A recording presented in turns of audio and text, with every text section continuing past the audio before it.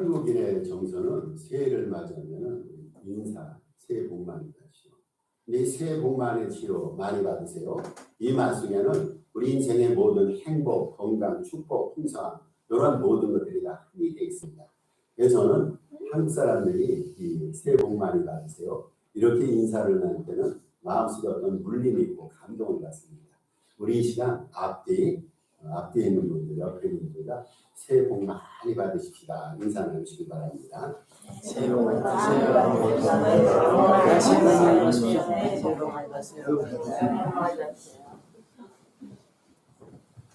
금년도 여러분 영육간, 제가 항상 기도하는 제목이 있어요. 영육간이 늘상 건강하고 금년 한 해 더 풍성하길 바랍니다.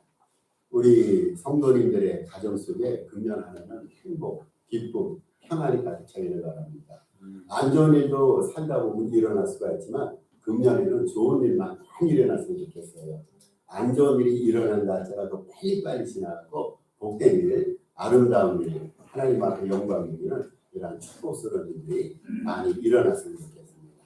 금년 안에 우리 산호세동산교회가 우리가 생각하고 기대하는 것 이상으로 교회가 부흥되고 번영되고 하나님의 뜻을 이루어가는 교회다운 건강한 교회가 되었으면 좋겠습니다.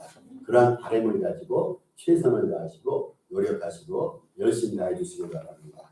금년 안에는 우리 교회인들마다 기도 제목이 있어요. 인생과 삶에 어떤 소망하는 바람이 있습니다. 소원과 바람이 하나님의 뜻 가운데 풍성히 다 이루어질 줄로 믿고 또 그렇게 이루어지기 위해서 믿음 안에서 최선을 다해 살아가는 아름다운 한 해가 되기를 바랍니다. 연초가 되면 우리가 많은 것을 계획을 합니다. 포부를 가지고 삶의 1년 동안의 목적을 세웁니다. 연말이 돼서 한 해 동안의 삶을 결산할 때 풍성한 열매, 아름답고 못된 결과를 통해서 뿌듯함을 느끼고 그러한 삶을 통해서 하나님 앞에 영광 드리는 그러한 연말이 될 수 있도록 이번 연초부터 새해로부터 하나님의 축복의 범주 속에서 풍성하고 아름다운 삶을 누리시는 저와 여러분 되시기를 주님의 이름으로 축복합니다. 아멘. 새해가 되면은 많은 사람들이 예상을 하는 거예요. 특별히 전문가들이 자기들의 분야에 대해서 어떻게 금년 한 해는 전개될 것인가 예측을 하고 예상을 합니다. 예를 들어서 경제학자들은 금년 안에 경제 상황이 어떨 것인가, 금년에는 더 나아질 것인가, 아니면은 더 힘들어질 것인가 예상을 합니다. 정치가들도 정치 상황에 대해서 예상을 합니다. 금년도에는 진보 성향의 정치가 득세할 것인가, 아니면은 여전히 보수층의 그러한 정치 성향이 득세할 것인가, 기후는 어떠할 것인가, 금년 안에는 고온 가습할 것인가, 따뜻하고 비가 많이 오는 그러한 아름다운 한 해가 될 것인가, 아니면 춥고 건조할 것인가, 이렇게 기후에 대해서도 사람들은 예측합니다. 산업에 대해서도 예측합니다. 금년 한 해는 제조업이 호황을 누릴 것인가, 아니면은 서비스업이 호황을 누릴 것인가. 저는 종교적인 사람이기 때문에 종교적인 관심이 많습니다. 지난 해까지는 이슬람 세력들이 이슬람교가 많이 붕이 됐어요. 우리 기독교는 많이 처벌했습니다. 금년 한 해 종교적으로 많은 종교인들을 생각할 때 어느 종교가 번영하고 어느 종교가 퇴보할 것인가, 이러한 기대와 예측을 하곤 합니다. 여러분, 우리에게 최고의 관심사가 있어요. 이 코로나 재난 시대가 아닙니까? 이 코로나 재난 시대에 우리는 어떻게 인생을 살아갈 것인가. 삶의 모든 패러다임이 다 바뀌고 있는 거예요. 코로나를 통해 갖고 지금까지 기존의 모든 삶의 세력, 기존의 삶의 모든 가정들이 재편이 되고 있는데 코로나 이후에 이 세상은 어떻게 변화될 것인가. 나름대로 우리는 새해 예측을 합니다. 그런데 공통적으로 사람들이 예측을 하면서 바라는 기대가 있습니다. 그것은 뭐냐면은 금년 한 해는 예년보다는 더 좋아질 것이다. 많은 사람들이 이러한 소망과 포부를 가지고 한 해를 살아갑니다. 우리들에게도 그러한 소망이 있어요. 혹시 작년도에 어렵고 힘든 일이 있었다면 금년도에는 모든 힘든 일이 다 사라지게 되고 금년에는 아름답고 복된 일들이 일어날 것이다. 이렇게 우리가 예상을 합니다. 많은 사람들이 핑크빛 꿈을 가져옵니다. 장밋빛 꿈을 가져옵니다. 그래서 살아가는 이후의 이 나이들은 이제는 좋은 일, 아름답고 복된 일들이 일어날 것이다. 이렇게 예측을 합니다. 그런데 여러분, 어떤 일이 실제 일어나고 어떤 일이 발생하는지는 아무도 알 수가 없어요. 아무리 식견이 있는 전문가라 할지라도 어떤 분야에서 탁월한 전문 분야에 있다 할지라도 앞으로 어떤 일이 일어나고 어떤 일이 어떻게 발생할 것인가 예단할 수는 없습니다. 왜 그렇습니까? 이것이 인생의 한계예요. 앞날 되어진 일들을 우리가 알 수 있다면 얼마나 좋을까요? 내 인생이 어떻게 전개되고 내 인생이 어떻게 진행될 것인가를 안다면 염려와 걱정과 의심이 없겠죠. 그런데 우리 인생은요, 지혜와 능력의 한계가 있습니다. 그리고 예측불의 상황을 살아가게 됩니다. 잘 되길 바라고 그러한 핑크빛 소망을 갖고 있으면서도 앞날을 예단하고 실제 예측할 수 없는 것이 오늘 우리에게 주어진 한계입니다. 그런데 우리는 성경을 믿는 자들이란 말이죠. 성경은 과연 이 세상에 대해서 어떻게 얘기하고 있는가? 우리가 성경에서 대답을 찾아야 됩니다. 여러분, 성경에서 어떻게 얘기할 수 있을까요? 우리가 살고 있는 이 세상이 나아진다고 성경은 말할까요? 아니면 더 퇴보한다고 성경은 말할까요? 성경에서 대답을 찾아야 됩니다. 모든 분야의 세부적인 분야에 있어서 성경은 각각의 답은 주지 않습니다. 그런데 모든 분야들을 한 통으로 해석해서 성경은 우리에게 답을 주는데 어떻게 인생이 진행되고 세상의 상황이 어떻게 진행될까 거기에 대해서 성경이 답을 주는데 두 가지로 답을 주고 있어요. 두 가지로. 답이 둘이라는 겁니다. 어떤 답이냐면은 말세가 가까울수록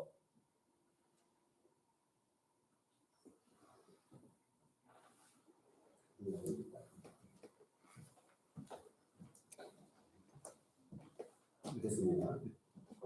여러분, 성경에서는요, 말세가 가까울수록 한쪽 세상은 더욱 좋아지고 다른 쪽 더욱더 나빠진다 말합니다. 이게 성경의 답이에요. 성경은 답을 두 개로 주고 있어요. 좋은 쪽은 계속 좋아지고 나쁜 쪽 더욱 나빠진다는 겁니다. 그런데 오늘날 세상 사람들은 그렇게 생각하지 않아요. 세상 사람들은 낙관적으로 생각해요. 앞으로 좋은 일이 일어날 것이다. 핑크빛 소망 가운데 생각하는데 성경은 그렇게 말하지 않습니다. 말세가 가까울수록, 말세가 언제입니까? 지금이란 말이죠.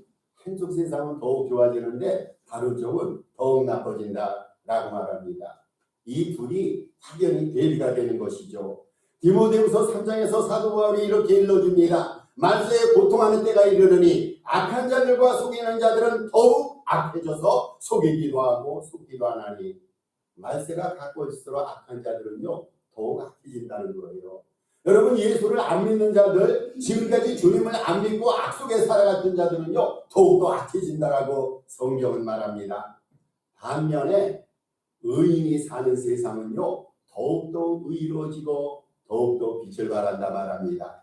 악인이 판치는 세상은 더욱더 악해지지만 의인이 살아가는 한쪽 세상은 빛이 나고 윤택해지고 개선되고 나아지고 아름다워지고 삶이 좋아진다라고 성경은 말합니다.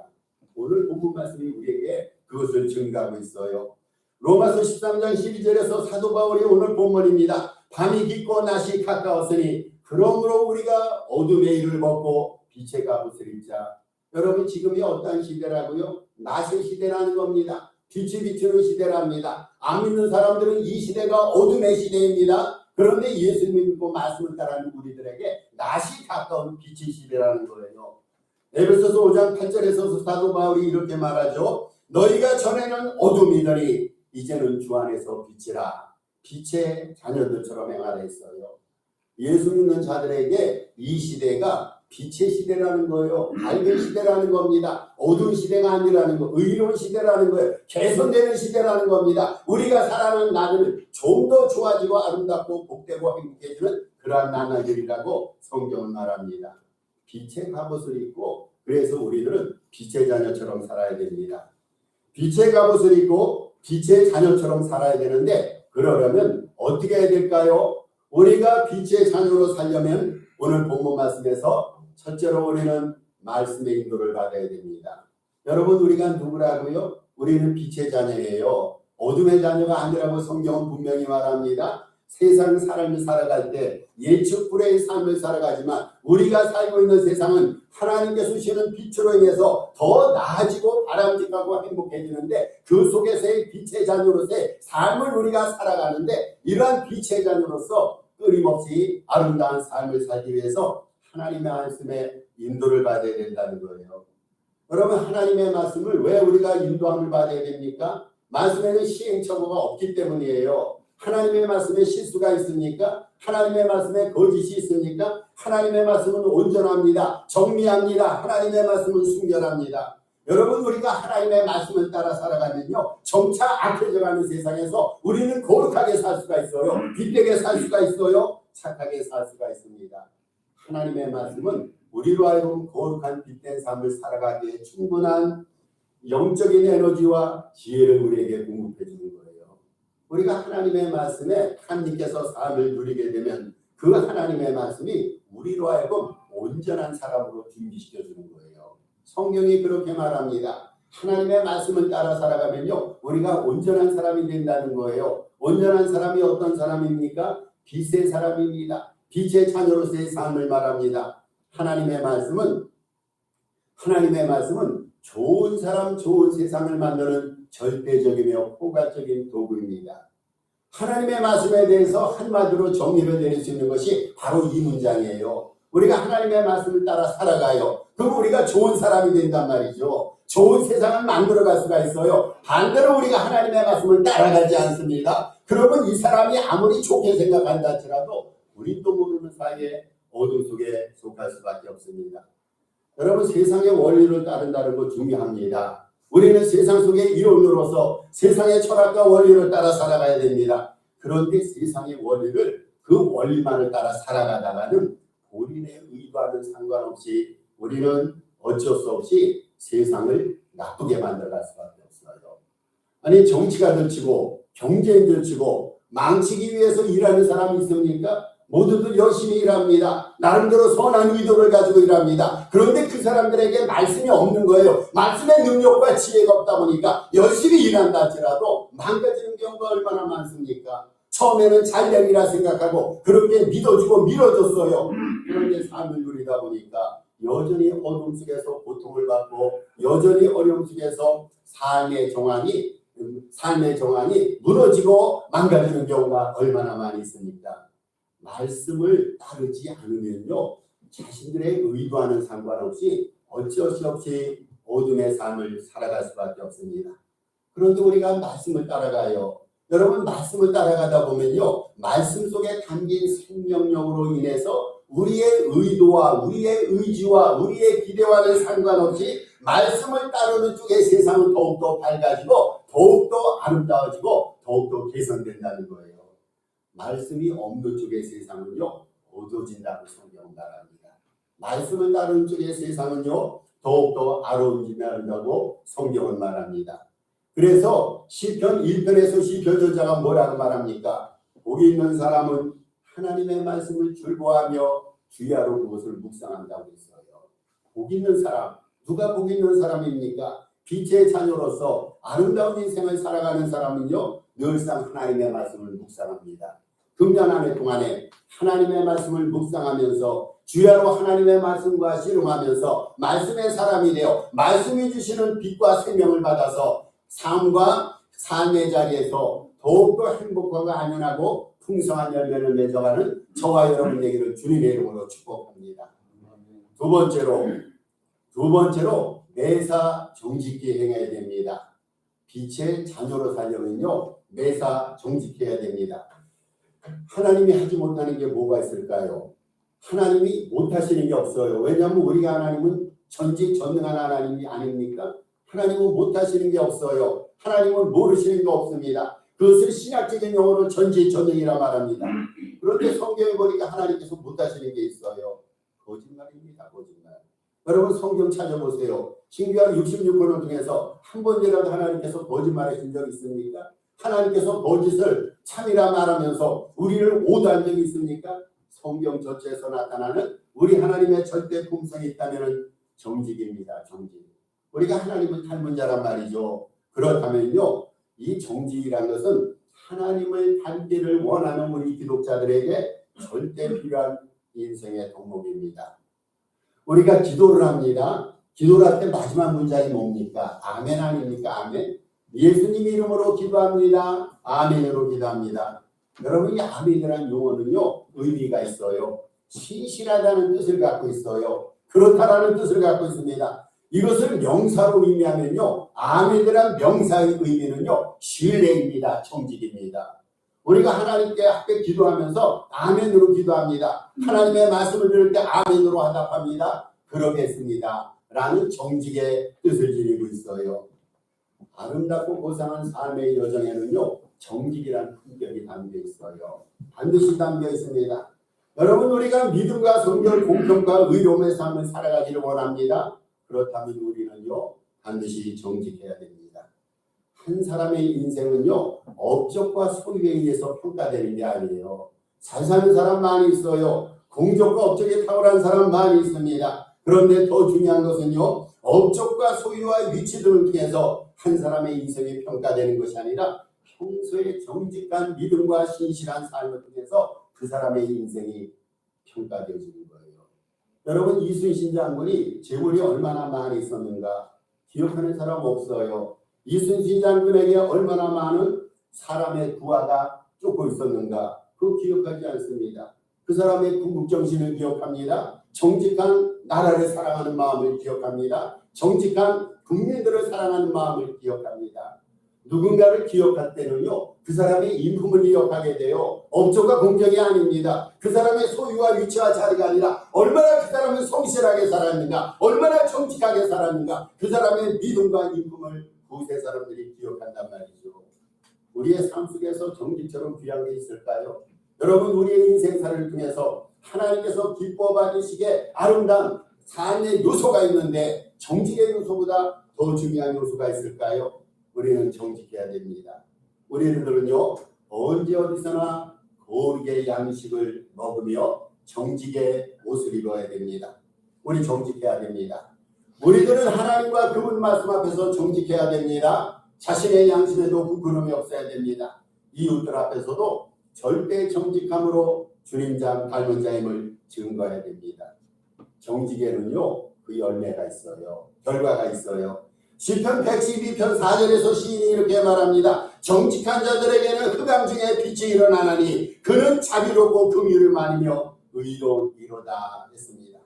이사야서 26장 7절에서는 이사야 선지자가 이렇게 말합니다. 의인의 길은 정직하며 정직하신 주께서 의인의 첩경을 평탄케 하시리로다 했습니다. 우리 주님께서 정직한 자의 삶을요, 평탄케 하시는 거예요. 인생이 순탄하다는 거예요. 여러분, 우리가 거짓 가운데 살아가면요, 처음에는 그것이 통용되는 것 같더라도 인생이 꼬이게 됩니다. 그런데 정직하게 살면요, 그 사람의 삶을 하나님이 열어주신다고 했어요. 하나님이 열어주신다고 했어요. 정직한 교회 하나님이 문을 열어주세요. 정직한 비즈니스 하나님이 문을 열어주십니다. 하나님이 그 인생과 삶을 평탄케 하시려다 그렇게 선언했어요. 셋째로 빛의 자녀로 살려면요, 예수를 잘 믿어야 됩니다. 저는 이 예수를 잘 믿어야 된다. 이 사안이 가장 중요한 사안이 아닐까 그렇게 생각합니다. 예수를 잘 믿어야 된다. 여러분, 예수를 믿고 우리가 살아가지 않습니까? 예수를 믿고 살아가는 자에게 예수를 믿으라는 말이 과연 합당합니까? 근데 저는요, 합당하다고 생각해요. 합당합니다. 예수님께서 이렇게 말씀하셨어요. 인자가 올 때 너희가 믿는 자를 보겠느냐. 예수님 하신 말씀이에요. 그 당시 예수님을 믿고 쫓아다니는 사람이 얼마나 많았습니까? 어느 날에는 5천 명이 쫓아다녔어요. 어느 날에는 4천 명이 쫓아다녔습니다. 그런데 주님께서는 당신을 믿는다는 그 수많은 무리들 앞에서, 당신을 쫓아다니는 12 제자들 앞에서 이렇게 말씀하셨어요. 인자가 올 때 세상에서 믿는 자를 보겠느냐. 그러면 그 당시 예수님을 믿는다고 쫓아다니는 사람들은 과연 자기들의 믿음을 어떻게 평가했을까요? 주님께서 저들의 믿음을 향해서 너희들의 믿음은 올바른 믿음이 아니라는 거예요. 제대로 된 믿음이 아니라는 겁니다. 여러분, 오늘도 주일날 되면 얼마나 많은 사람들이 교회에 드나듭니까? 수많은 사람들이 찬양합니다. 기도합니다. 헌금합니다. 주님의 내 주소를 다합니다. 그런데 주님께서 그들을 향해서 말세 내가 너희의 믿음을 어떻게 평가하고 말세 믿는 자를 보겠느냐. 여러분 이렇게 주님께서 우리를 향해서 판단하신다고 성경은 얘기합니다. 올바로 믿는 참 믿음, 온전한 믿음의 소유자가 부족하다는 거예요. 나름대로 믿음 세계 안에서 한가득 한다고 했는데 직분을 받고 안수를 받고 교회를 하고 있는데 심지어는 강백성에서 설교까지 하고 있는데 우리 주님 말씀은 예수님이 오실 때 인자가 올 때 믿음을 보겠느냐라고 말씀하십니다. 심지어는 예수님께서는 당신의 12제자를 향해서 뭐라고 말씀하십니까? 믿음이 적은 자들아. 믿음이 적은 자들아. 영어 성경에 보면은요. little of faith. 믿음이 없다라는 거예요. 12제자가 누굽니까? 예수님과 3년 동안 동거하면서 기적을 체험한 사람 아닙니까? 예수님으로부터 직접 배운 사람 아닙니까? 누구보다도 믿음의 세계에서 탑클래스를 부족한 사람들이라 스스로 판단했을 거예요. 그런데 우리 주님께서는 그 제자들을 향해서 믿음이 적은 자들아 이라는 판단을 내리셨어요. 여러분 과연 우리의 믿음이 우리 스스로 생각할 때 온전한 믿음입니까? 내가 이 믿음을 가지고 하나님을 기쁘시게 합당한 그런 믿음입니까? 주님께서는요 정말로 우리에게 바라시고 원하시는 것이 있어요. 2023년도에 우리가 예수 잘 믿는 그런 믿음을 주님은 갖기를 바라십니다. 우리 주님께서 연초를 열어가면서 임 목사 저에게 아마 그런 당부를 하셨을 거예요. 이놈아 너 금년 안에 예수로 제발 잘 믿으라. 여러분의 동일한 하나님의 질문이고 동일한 하나님의 바람과 욕구이며 소망이라 생각합니다. 정말로 우리 예수님 잘 믿어야 됩니다. 믿는 듯이 믿어야 됩니다. 스스로 생각해도 내 믿음이 온전한 믿음이다. 내 믿음이 제대로 온 믿음이다. 이럴 정도로 주님을 잘 믿어야 됩니다. 여러분 주님을 잘 믿는다는 참 믿음이 뭡니까? 참 믿음, 온전한 믿음이 뭡니까? 성경 지식 많이 하는 것이 정말로 진정한 믿음일까요? 물론 많이 알아야 됩니다. 교리 많이 알고 교회법 많이 알아야 됩니다. 그런데 이것이 참 믿음일까요? 우리가 정말로 신앙을 연구하는 학문적 과정으로서 주님을 믿는 믿음이 참 믿음입니까? 물론 알고 지식도 있어야 됩니다. 또한 우리가 깊은 산속에 들어가서 인생의 의미를 명상하고 되뇌는 참선과 수양 이것을 가지고 믿음으로 평가하고 판단하시렵니까? 그것도 필요합니다. 그런데요 정말로 주님께서 우리에게 바라시고 원하시는 참 믿음이 있습니다. 주님께서 우리에게 바라시는 참 믿음은 그 하나 앞에 좀 보여주세요. 참 믿음은 예수님께서 가르쳐주시고 일러주신 교훈들을 매 순간 삶의 자리에서 실행하는 행동 양심이요 실천 규범입니다. 여러분 참 믿음이 뭐라고요? 예수님께서 우리에게 교훈을 주셨어요. 예수님께서 우리에게 가르침을 주셨어요. 그것을 우리의 삶의 자리에서 매 순간 실행하는 행동 양식이고 실천 규범이 바로 참 믿음이라는 겁니다. 여러분 참 믿음이라는 것은요 우리 안에 예수님이 살아계심을 확신하면서 자신의 의식 구조와 감정과 의지와 행동 등을 주님의 뜻에 굴복시켜서 주님께 순종하는 거예요. 이게 참 믿음입니다. 쉽게 표현해서요 주님이 하라면 순종하는 거 믿음이에요. 이게 참 믿음. 주님께서는 이런 순종하는 믿음을 우리에게 요구하신단 말이죠. 기독교가 단지 교리와 신조를 논하고 사상을 논하는 그런 어떤 집단을 우리가 기독교라 말합니까? 여러분 기독교는요 예수님의 가르침과 교훈을 우리의 생활 속에서 구체적으로 실천해가는 운동이 기독교입니다. 운동입니다. 운동.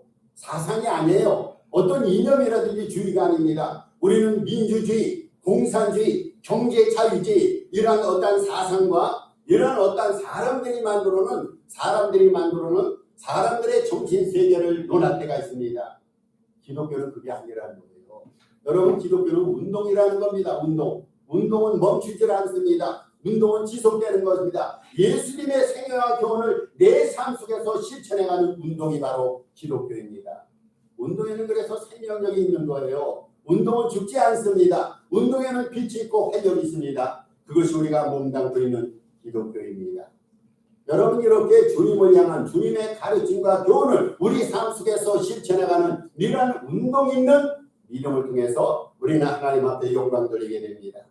저는 스스로도 그렇게 고백하고 결단합니다. 여러분에게도 부탁을 드립니다. 금년 안에 우리가 제대로 된 믿음, 참 믿음의 소유자가 되기를 바랍니다. 금년 안에 우리 믿음의 도리이며 대제사장이신 예수 그리스도를 깊이 생각하고 금년도에 표가 있습니다. 믿음의 주 온전 계신 그리스도를 바라보고 더 나아가서 우리 주님 앞에 담대한 마음으로 주님 앞에 나가는, 주님을 깊이 생각하고 주님을 바라보고 그분께 나가는 이러한 복되고 아름다운 믿음의 소유자 되기를 주님의 이름으로 축복합니다.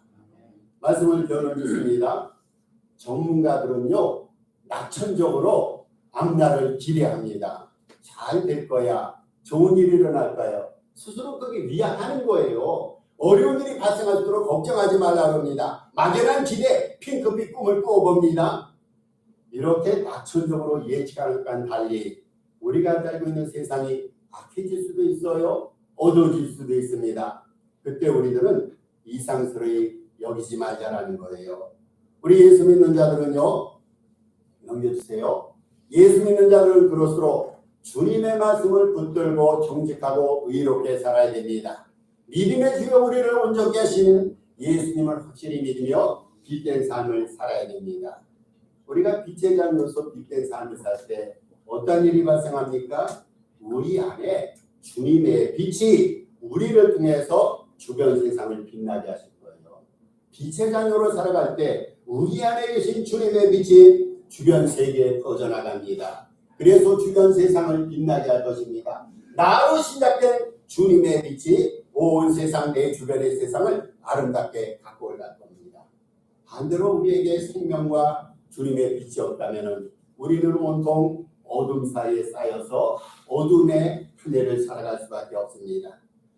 금년 안에 저와 여러분, 우리 교회의 삶의 여정이 더욱더 아름답고 복되고 행복하고 빛나고 풍성하고 안전해지기를 바라면서 빛의 자녀로서의 삶을 유감없이 살아가시는 저와 여러분 되시기를 주님의 이름으로 축복합니다. 아멘. 우리 주신 말씀 생각하며 여기 또 1월 중에 기도 제목이 있습니다. 오늘 주신 말씀과 1월